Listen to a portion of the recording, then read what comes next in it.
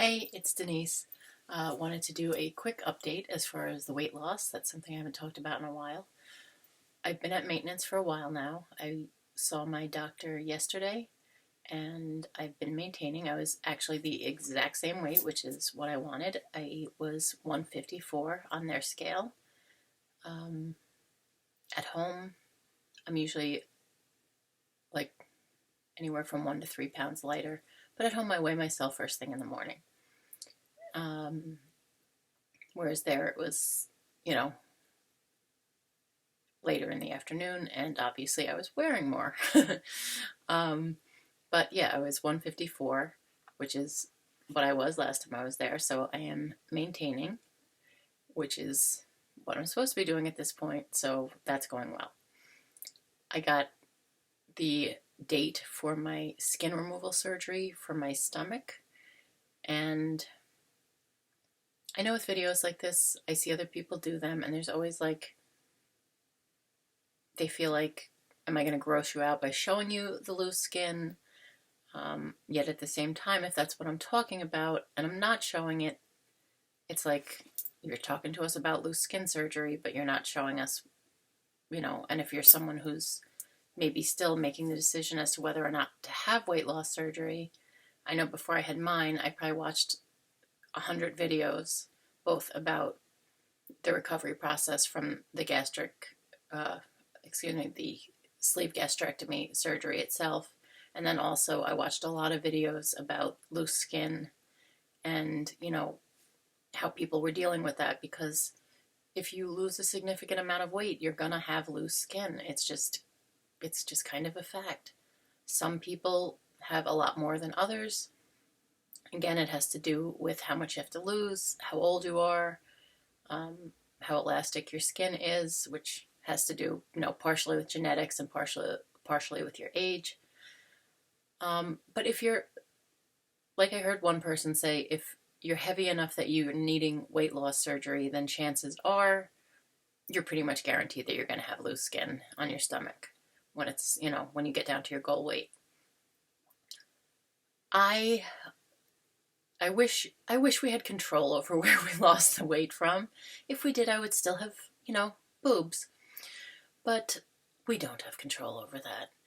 And besides the boobs, when I went and saw my surgeon yesterday to get kind of, I had seen him a few weeks ago to get him to do, the measurements and stuff he needed to get my insurance approval. So once they had the approval, I went in and saw him yesterday for him to do like the final real checking out of, what's going on with the skin, and so that he could get an idea in his head of what we were going to do as far as the surgery. So it's like part of me is like, they don't want to see this. They don't want to see your stomach. But I know when I watched the videos, yeah, I did want to see it because I wanted to be mentally prepared. If you don't want to see the loose skin on my stomach, then I suggest you don't watch at this point. Cover your eyes for the next, until I tell you to uncover them. But if you are someone, like I said, who's still maybe contemplating surgery, or you're in the losing process, I should probably it's been so long since I've gone over my numbers, just to kind of refresh your mind, or if this is the first weight loss related video of mine that you've seen. I had, my highest weight ever was 255. I was 238 at my first visit to my surgeon's office when I first went there to meet the team and have them see if I was a candidate for surgery, and, meet the nutritionist and get educated about the whole thing. Like they do it kind of almost like an open house thing. They get like you go through and you meet everyone, and you meet the person who's going to help you as far as your insurance company, the one who's going to be dealing with them for you.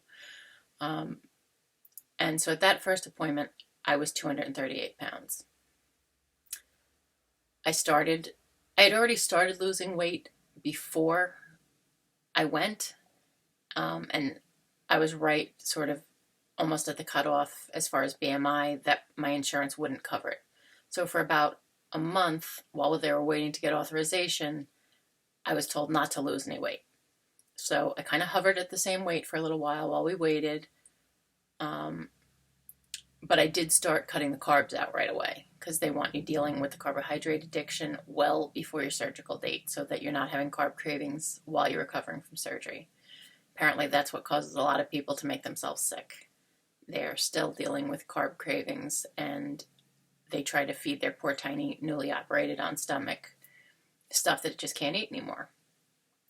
Once you've beaten the beast of the carb cravings out of your life, then following the diet that you've already gotten used to in terms of the foods that you eat, and that you really do start craving the healthier foods once you get used to them. So yeah, for a while I was in a holding pattern. Then we got the okay for me to go ahead and start losing because, once the insurance company gave the okay, it didn't matter then if my weight went down before the actual surgery. So the day of surgery, which for me was May 21st of 2019, when I got to the hospital, I was 212 pounds, and I am now. It's, what is it? Today is February 11th. I've been at my maintenance weight for about a month. Actually, I had decided to maintain at about 160 pounds, but then stuff went on. My dad got sick and passed away. I wasn't really focusing on what I was eating, and I ended up losing a few more pounds. But I did get a couple back on. So I'm now 154, and like I said, that's what I was at my last visit too. So I seem to have stabilized, and what I'm eating is the right amount to keep me there, which is what you want. You need to figure out, it's like you master what you need to eat to lose, but then it takes a little time to figure out how much you have to eat to maintain. So I got my approval for my surgery and talked to my doctor about, realistic expectations of what he's going to be able to do and what he's not going to be able to do. I don't have the money to pay for a plastic surgeon to do cosmetic procedures. So the removal of the excess skin from your stomach is considered medically necessary and therefore covered by your insurance if it's causing problems, which mine is. If you're getting like those fungal infection type rashes underneath it that you have to keep treating, that's one of the main things that will help to get it, if you want to document those things. You want your doctor to see those things. In fact, they actually take pictures of it to show to your insurance company that yes, you are having this problem and that it needs to be taken care of. So, but they are not allowed to do anything cosmetic. They are not allowed to do any liposuction during the procedure. They're not allowed to do anything other than the removal of the excess skin. Now, that is not going to give you the same result as someone who has a tummy tuck from a plastic surgeon. So your expectations of what purely the medically necessary excess skin surgery is going to achieve you shouldn't be looking at videos of tummy tucks done by plastic surgeons for cosmetic reasons, because you're not going to have that. And like I said, I don't have the money to pay for that, so I am having simply the surgery done to remove the excess skin. I also have, and I cannot think of the full medical term for it, but it was a separation of the muscles in my abdomen. That is considered a medical thing. He is allowed to fix that while he's in there. So that will be done. But that actually happened during my second pregnancy. It was damage to the abdominal muscles. So that's going to be taken care of, and the excess skin will be taken care of. It will be a full, from one hip bone to the other, incision. That's a big incision. I've had 2 C-sections, one bikini line and one traditional, which is the a horizontal line where they go basically from below your belly button down to your bikini line. So I've had both. I've also had my gallbladder out, my appendix out, and of course the sleeve gastrectomy surgery. So I do have surgical scars. I also have stretch marks from having two babies. My babies are now young men of 22 and 17. So yeah, I'm going to show you my loose skin, but your loose skin may not look as bad as mine because I already had surgical scars and I already had stretch marks and I already had like the beginning of, the mom apron, that little bit of loose skin after you have the baby and lose the baby weight. And it's like, wait a minute, why is this skin hanging here? I didn't have that after my first pregnancy, but I did after my second. So just kind of letting you know that I had that before I lost the weight. And like I said, my heaviest was 255. I am now 155. So I lost 100 pounds. Pretty much, I'm 154. So I lost 101 pounds from what my heaviest weight was. So if you're ready to see it, when I sat down to do this video, I was not thinking that I was going to be showing you this. But the more, like I said, I know when I saw the videos and people were talking about it, I wanted to see it. I wanted to know what I was going to be possibly facing after losing the weight. So I kind of feel like I wouldn't really be doing the right thing by you if I now got like modest and was like, no, I can't show them my ugly stomach. And yes, it's ugly. There's no sugarcoating that. It is not pretty. So am I very happy I lost the weight and I have the health benefits and such from that? Yes, I am. Do I like the way my stomach looks when I look in the mirror? No, I don't. So prepare yourselves. Like I said, if you don't want to see this, this would be a good time to look away. If you are wanting to see it, here we go. And yeah, I'm feeling self-conscious about this. Very few people have actually seen it. My best friend, my mom, and my doctor pretty much have seen it. Here we go. Okay. From the very attractive front view, these are, I'm someone who gets, I should tell you, post-inflammatory hyperpigmentation, which is a really long way of saying that after I have an injury, whether it's I get cut by, like a normal accidental cut or something surgical, the areas stay dark colored. So these dark red, what look like fresh cuts or scabs or something, there is no scab there. These are actually the marks from where I had my surgery back in May. It can take like 2 years for me personally to have that coloring fade to like the silver. So not everybody has that. So don't necessarily, you know your own body. If you've had surgery or if you've had any significant injury ever, you know if it takes a long time for the color to fade. Now, bear with me here for 1 second while I try not to bear more than you need to see, or we'll be redoing this. Okay. I want to show you my hips and stuff, but we want to keep this, that we're not seeing anything that you shouldn't be seeing. Okay. So from the front, this incision was already there from the C-section, so that had nothing to do with my surgery. As you can see, well, maybe you can't see, there's there's the incisions from my weight loss surgery. They still, like I said, they're still red, but that's just me. I had 6 of them. I was going to say there's like lower ones. This is meet my loose skin. You can see it is hanging over the waistband of my sweatpants. I'm trying not to flash my boobs at you. I'm trying to have a little bit of dignity here, so forgive me. I thought it was funny to go to the surgeon wearing a shirt that says, "I will cut you." Maybe not everybody thinks that's funny. I thought it was funny. Anyway, I'm like I said, bear with me here. I'm trying not to flash anybody anything that they shouldn't be seeing. All right, so this is kind of what I'm dealing with. There's this.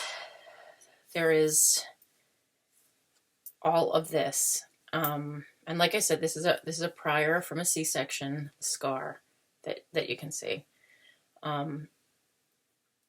and because I've had other abdominal surgeries, my surgeon said that my insides are kind of a scarry mess, which is why I'm even a little bit kind of more lopsided than some people are. Like you can see this side hangs a little lower than this side does. He said that's mostly a result of how this scar is healed on the inside. So you may not necessarily have, unevenness in how yours is hanging down. But of course, the part that is gross is you have, like you're happy and you're wearing clothes several sizes smaller, but you have this.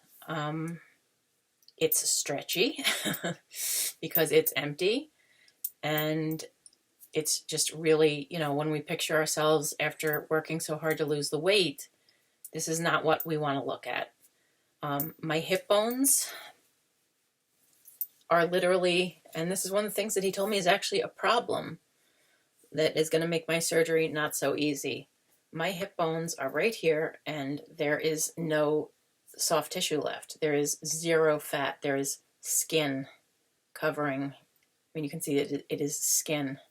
There's absolutely no subcutaneous tissue, no fat left attached to the skin that is covering my hip bones, which he said is going to make it not quite a smooth, flat connection when he has to take the much thicker skin that still has some normal fat underneath it and bring it down and attach it, because basically they do an incision from hip to hip and then another incision above, and they kind of take out the loose skin in the middle.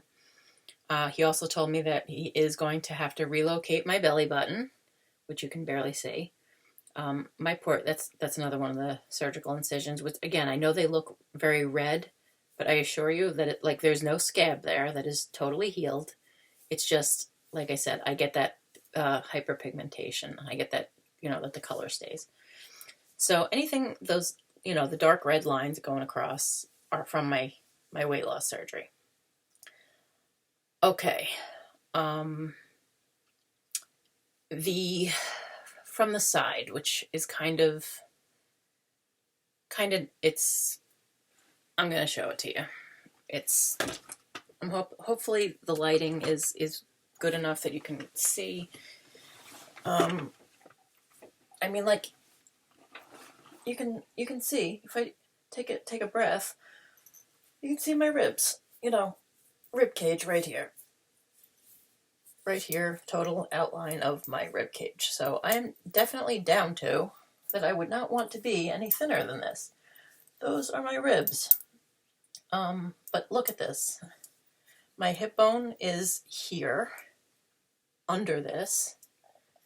And, I mean, you could hide your whole hand under here. And I said to him I was worried because, I've seen in videos that people end up with, almost this, pointy skin at the edge of where what gets pulled down and what gets pulled up are sewn together. But he told me he didn't think that would be a problem. I was concerned that because my loose skin does extend even further than my hip bones, and again, from the side, you can just see how it hangs down. I have my hip bones are here, so obviously I have my, the waistband of my pants pulled down rather low. And you can still see how this is hanging. I mean, that's not attractive, people. It's not the look any of us were going for, I'm sure. And, it's just empty, stretchy skin. So the goal is to have this gone. The muscles up here are, what separated during the pregnancy. Basically, like, if I do, like, if I'm lying down and I go to sit up or go to lift my legs up, instead of usually if you contract your muscles, they flatten. Mine kind of pop up because they split. So he said that, he'll suture that, and then, but really what's being done is this. Now, but like I said, we don't get to pick where the weight came off, and too much weight came off right over my hips. You can feel my entire pelvic bone. You can squeeze it between your fingers right here. There is skin over bone right here and right here. That is like I'm totally squeezing my entire side of my pelvis. And the fact that it is such thin skin with zero fat, not even like the normal amount that skinny people have, zero fat left under the skin. It is just, it's like paper thin skin that he's going to have to attach much thicker skin to. And he already told me it's going to leave, I believe the word he used was like a ridge where the two come together, because this thicker skin is going to be attached to this paper thin skin. It's not going to meet in a perfectly flat, like a plastic surgery kind of a way. I feel like you've looked at this way long enough. I am covering it up. Anyone who didn't want to look, okay, you can look again. Yeah, that was uncomfortable. It was uncomfortable for me. I hope it was informative for you. But yeah, you can see why I want to have it fixed. I have, initially I was just like, oh God, it's still going to look ugly. I'm going to look like something Frankenstein put together. It's, because of this problem of having lost all of the fat around my hips. Women who are not overweight usually still have a little bit of padding around their hips, and I don't. Certain parts of me just really lost, and I know it's like looking at my face, which is still, still round, and I don't look like someone who you would say, oops, you lost too much weight. In hindsight, I really wish I had stayed at like 160, 165. I wouldn't have been as, as thin, but I also probably wouldn't have lost the normal fat that should have still been there. I joked to them that I had a flat Irish ass to start with, and there really wasn't much in that area to lose. I was not somebody with a lot of the fat or weight around my hips or butt. It was in my stomach and my legs, my thighs especially, which have also got tons of loose skin, and that's considered cosmetic, so that is not something that I can get fixed. My arms have loose skin that, I'm trying to think, I don't know if these sleeves are going to, again, trying to keep it family friendly here, but don't worry, full coverage bra on, just in case, nothing will be hanging out if I show you my arms. But it's like, oh, at first you might think, that doesn't look terrible. Now, keep in mind I had a neck injury, I should say spinal cord injury, which led to myopathy, which led to muscle wasting. So even though I was someone who had horses and rode my whole life and was very muscular for most of my life, if you look at how much actual arm is left as far as muscle and bone, there's not much. It ends here. It ends there. There's this very skinny amount of actual arm left. This is all from here, where it starts by my armpit. This is all just skin. Loose, dangly, ugly skin. That will not be covered by insurance to have removed, because that is considered a purely cosmetic issue. My legs are pretty much the same, and no, I'm not making you look at them. Oh, I feel like I'm going to sneeze, and I'd rather not do that. I'm sure you'd rather I don't do that. Let's see if rubbing my nose will make me not sneeze. Sometimes that works. Okay, so realistic expectations. I initially left there after talking to him, like I was saying, feeling really bummed out, almost to the point of thinking I don't want to do this. If I'm going to feel horrible about my body still, if I'm going to never feel like I look like, I mean, I just want to look normal. I think that's what a lot of us want. We're not looking to be supermodels. I certainly was not looking to be this thin. Having been athletic and strong my whole life, I almost in my mind equate thinness with weakness. And I never wanted to be skinny. I never wanted any part of me to be skinny. So the fact that there are parts of me where like I am literally just skin over bones, I don't like that. I don't like how it looks. It creeps me out how it feels. And you might be thinking like 154 pounds is not skinny for a woman. But something that you can't really tell when you see someone out of context, not standing next to you or next to another person whose size you know. I'm 5'7". I have wide shoulders, and even after losing 100 pounds, I went from a size 18 to a size,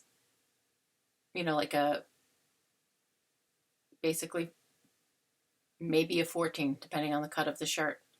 Because, my shoulder bones are right here. You can feel my bony shoulders. That's not getting any smaller. That's just the size of my skeleton. So I'm never going to be smaller than a size 14, no matter how much weight I lose. I have a large frame. I have a wide rib cage. You can feel my bony ribs. They're right there. They're not going to get any smaller, no matter how much weight I lose. I'm never going to wear a small size shirt. My pants have gotten much smaller. I went from a size basically 20 jeans to now my 14s are falling off. I wear a pair of leggings underneath them to stop them from falling off. So definitely my lower half got much smaller, but that's because I've got the big shoulders and the wide rib cage. Doesn't matter how much weight you lose, your skeleton isn't going to get smaller. If you have a big frame like I do, you're not going to be a size 2. I knew that going in, that because I've lost weight before, back in my 20s, going to one of those doctors that basically feeds you amphetamines and tells you not to eat. I knew that I just don't get smaller. I can get skinnier, my bones can be sticking out more, but I don't get smaller size-wise because you reach the point where what you're dealing with is just your frame. And that's not going to change because you lose weight. I had been hoping that I would be still have some curves, whereas I feel like I'm like kind of straight like a boy. Whereas I was always curvy. My poor boobs are like deflated and hang down to my waist. It's awful. I was like a full D cup, and like now I think you could like just take them and fold them in half and like maybe bring them back up to where a boob should be if they weren't in a bra. A good bra becomes your best friend because it's the only thing that makes it look like you still have breasts. Do I have the money? Or at this point in my life, I'm 51. Am I gonna worry about breast surgery? No, I'm not. If I had the money, I would get a plastic surgeon to fix my stomach with some lipo to try to get a more natural looking result, because I'm not going to have a very natural looking result. And I know that. And like I said, I started to freak out and almost talked myself out of even going forward with it. Luckily, I then spent the night at my best friend's house, and he is like the voice of reason when I need it, and was like, Denise, stop it. Stop it. You are freaking yourself out for no reason. You've been wanting this loose skin gone for like the last 25 pounds of losing weight. You've been just like, I can't wait to get rid of the skin. I can't wait to get rid of the skin. He's like, you knew it wasn't going to be perfect. You knew, it's not like you ever, were going to be wearing a bikini. So, okay, now I don't even think I'm going to be wearing a one piece, honestly, because I think I'm going to have a really weird, unnatural looking ridge where the skin that lost too much weight under it meets the more normal skin. I don't think I'm going to be thrilled with how that looks. I think I'm going to be really a lot less than thrilled with how that looks. But I won't be getting the rashes and the infections and having skin that stretches out to here,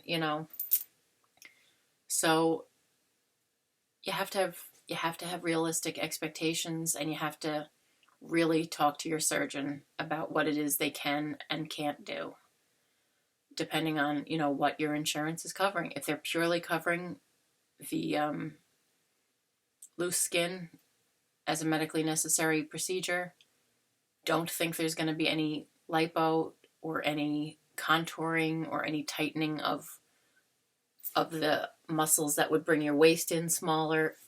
None of that is part of loose skin removal. So just know that. If you're not going to be happy with that, maybe when you're having your surgery, you need to start a savings account or something if you can, if it's that important to you, and start like making a car payment into it, in your mind, and start trying to save up to have a plastic surgeon do a full tummy tuck on you if it's something that's going to be that important to you. Because, like I said, the medically necessary part that insurance covers, they don't care cosmetically how you look when it's done. They don't. They're not covering anything that has to do with how you look when it's done. And like my friend told me, the absence of the loose skin is going to be an improvement. And I've watched a couple of videos where people basically said that, obviously after the surgery, you're wearing a compression garment to kind of hold things together. And afterwards, some people basically continue wearing them, basically like a girdle or like a waist trainer corset type of thing. Some people end up just wearing that after the surgery because, yeah, the skin is gone, but your shape is not what it was before you gained the weight. Even though you might weigh less than you did and you had the excess skin removed, your shape is not the same, and it's not going to be the same. I still wear big baggy clothes for the most part, and it's because I'm very self-conscious about the fact that my legs, in my opinion, look too skinny. So by wearing looser pants, you can't see that I've got like these skinny little chicken legs. And with the loose shirt, you don't notice the kind of weird bumpy lumpiness of the loose skin. If I'm wearing a dress or something that's more fitting, I do put on like the thing, the body shaper, like a Spanx kind of a thing to kind of suck it all in and make it smoother looking because otherwise my stomach is really bumpy looking right now if I'm wearing any sort of form-fitting shirt. So yeah, I still wear really loose clothes because I am still self-conscious about how I look. I know some of that is just up here, but some of it is reality. You don't suddenly have the body that you had before you gained the weight.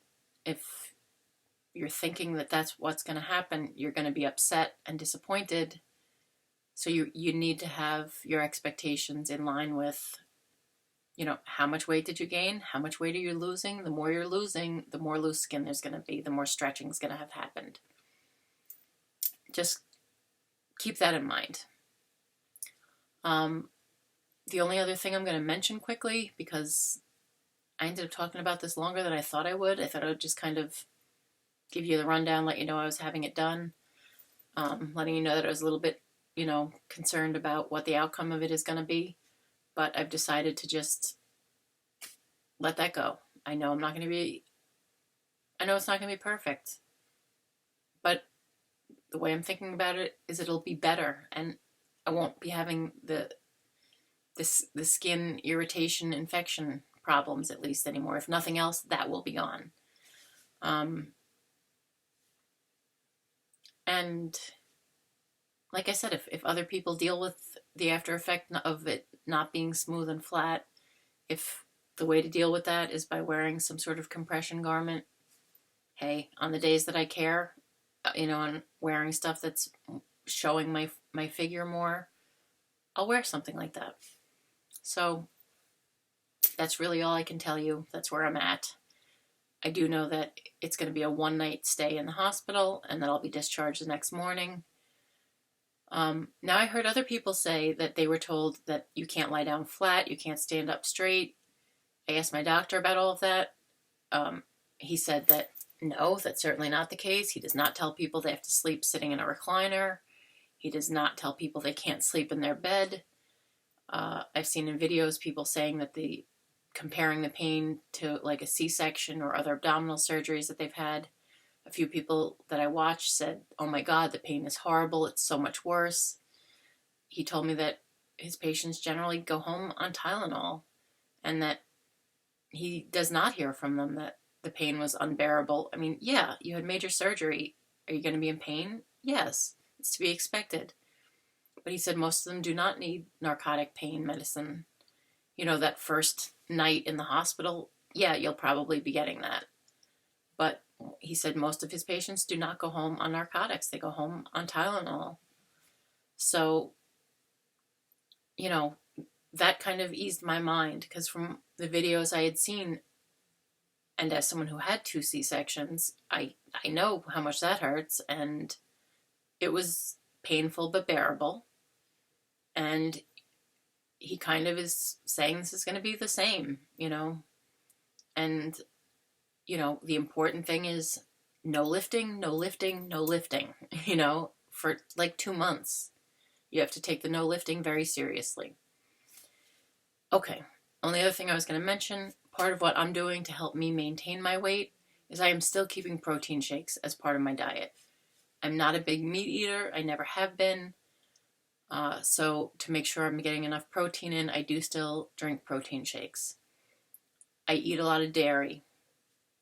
I pretty much eat yogurt or cottage cheese every day. And I have a protein shake pretty much every day. And then I've added back in letting myself eat some carbs. I try to stick to, I don't eat rice. I don't eat macaroni. I don't eat mashed potatoes, things that to me would just be kind of like trigger foods. I would worry that eating them would make me crave them. So I try to keep it to, like, I cooked butternut squash one night when I was at my mother's house because my kids won't eat that. I figured while I was with her who would eat it, I cooked that. Sweet potatoes, I can eat a small amount. Like if I make a sweet potato, I can eat a small amount of that. And maybe like a third of an average size sweet potato I can eat. I let myself have some of I'm not going to say any cookie is healthy, but like the breakfast biscuits that at least have some fiber in them. I'll have those occasionally for breakfast. Now, during the losing phase, would I have had any of that? No, absolutely not. None of that carby stuff did I eat while I was losing. But when you need to stop losing, like I said, you have to figure out what works for you in terms of how many calories, and definitely some of it has to be carbs, that you're adding back into your diet to stop losing weight, or else you're just going to keep losing. And I wish I stopped losing a little sooner than I did. Oh well, it's done. If I were to try to gain weight, there's no guarantee that the weight would go where I want it. It would probably just go back on my stomach where I don't want it, because I want as much loose skin as possible removed. So it is what it is. The protein shakes, after trying a zillion protein shakes, after trying to be more economical by buying the powders and mixing my own, I used to, while I was losing, a lot of mornings I started out by doing, like in the NutriBullet, doing the powdered protein in various flavors, and then throwing maybe half a banana or a couple frozen strawberries into it. I make them with almond milk, the unsweetened, which is only 30 calories a cup, and much lower carbs than dairy milk. So that's what I was drinking pretty much as far as shakes while I was actively losing. And then I was really only using the ready-to-drink ones kind of as a convenience to have with me if I was having them while I was going to be out of the house. Now, I really have not been bothering with the NutriBullet thing every morning. I pretty much narrowed it down to the brands that I like the best are... There is a third one that I just didn't have any handy. The Quest protein shakes, I like. They're 30 grams of protein, they're 160 calories, and they're 3 grams of carbs. So they're definitely low carb, and you get in 30 grams of protein. They're 11 ounces. These are a little thicker, I would say, a little heavier on your stomach, a little more filling. Right after surgery, I found these are very much like also the Ensure. There's only one type of Ensure that is acceptable, and I don't want to tell you the wrong kind. Ensure Max Protein. It comes in a box like this. Any of the other types of Ensure have way too many carbs. So the Ensure Max Protein is the only one that, like, my doctor and dietitian approved as far as being low carb enough for someone who is doing what I'm doing. So that's very, very much like this as far as being 30 grams of protein and in like the same calorie range. This is 160. I think those are 150. So those are very similar. The other ones that I love are the Unguri. And it's funny, I like the vanilla the best. Usually I'm so much more a chocolate person. I tried both their vanilla and their chocolate. These also are convenient for me because they sell them right at my surgeon's office. So when I'm there for a visit, I usually pick up 2 cases, like 2 12-packs of them. They're a little less expensive than these. Now these are 20 grams of protein and they're 8.5 ounces. So when I did drink these sooner after the surgery, I found these easier to drink and lighter on my stomach. So to me, like, if you're not as hungry but you want to get the protein in, these just felt like a better choice. And I really like the vanilla. I'm usually not a big vanilla person, but I really like these. And the fact that I liked it better than their chocolate really surprised me because, like I said, given the choice between chocolate and vanilla, I would pretty much always pick chocolate. I liked these better than the vanilla of any other brand that I tried. So I definitely always buy these in vanilla. Quest has a couple different flavors that I like. Salted caramel is my favorite. With the Ensure Max Protein, I usually go with the mixed berry. So those are the ones I pretty much always have on hand, and I make sure I have at least one a day because, like I said, not a big meat eater. So I get most of my protein from dairy, and I make sure I have one of these. So that's where I'm at with my, maintenance of my goal weight, and now just waiting for my surgical date to come up. Hopefully I will have my childcare arranged, which is really my only concern at this point, getting someone to be able to stay with my son, because he cannot miss, he's a senior in high school, he can't miss a week of school for me to be downstate, so I have to have someone stay with him. That would really be the only reason. If that doesn't come together, that would be the only reason that I can see of that I would have to delay. And I don't want to delay my surgery. I want to get it over with. I want to get the healing period started, because I want, by this summer, by spring, I'm a garden person. By spring, I want to be back to being able to lift things. And if I have to wait till his next break from school, which isn't till the week after Easter, I am not going to be doing any gardening. I won't be able to lift stuff in time to have plants outside and ready for the summer. We have a really short growing season where I live, and I don't want to wait. I want to get this done. It can be months of, and depending on who you talk to, I've heard people say up to a year before you see the final results, as far as all of the swelling and the tissue flattening down. And I don't know if it's really a full year for most people, but I've heard people say that it was up to that before they really saw the final result of what they ended up looking like. Certainly hope it doesn't take that long. I do know that I'm going to be coming home from the hospital with 2 drains hanging out of me that will have to be emptied every day. I was told the soonest they can come out would be at my 1-week checkup, and that a lot of times they are able to come out, that you have to keep track of how much drainage that you're emptying out of them each day to be sure that, if they're still draining a lot, obviously they're not ready to be removed. I was told the longest that he's really ever had to leave them in is 2 weeks, but that most people don't need them for 2 weeks. A lot of times he can remove them in 1 week. So I'm hoping I'm one of those people that can have them removed in 1 week, so that I don't have to make a whole separate trip down there. I'm not looking forward to 4 hours in the car a few days after major surgery. It's going to hurt. This I know from other surgeries. The bouncing in a car, it hurts after when you've got a big incision. So again, I hope that was helpful if you're either still considering whether or not to have weight loss surgery, or if you're on your weight loss journey and wondering what to do with the loose skin, or what it looks like. I hope this was helpful. If you're trying to figure out what brands of protein shakes to try, I hope that was some helpful information. And thank you for watching. Thank you for taking the time. I always appreciate, I know you'll have a billion options of what to do with your time and what videos to watch, and I appreciate that you took the time to watch mine. Have a great day, and take care of yourself.